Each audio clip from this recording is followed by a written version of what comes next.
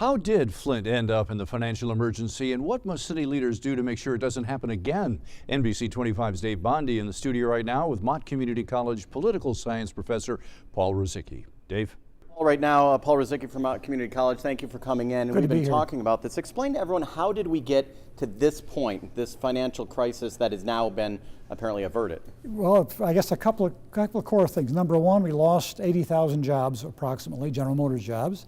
We lost 100,000 population, and we didn't adjust our spending. I mean, so when you have that kind of a collapse, that's a huge, huge loss for a city, and almost no city can adjust to that overnight, and we didn't. And the fear among some people, because this is obviously, we were talking earlier, the third time in the past probably 12 years that we've been in this position. In a similar position, that's true. How do we prevent it? How do the local leaders prevent it from happening again? I guess the number one thing is to make sure you have honest projections about your revenue.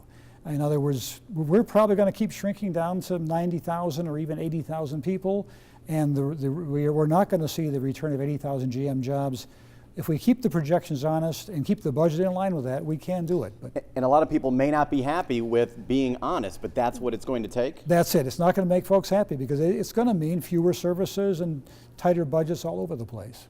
And for the people, you're talking pensions, that's still a big issue with... It's still an issue. There are still some issues out on that one. That's one of the biggest costs out there, particularly some of the healthcare costs. You're optimistic?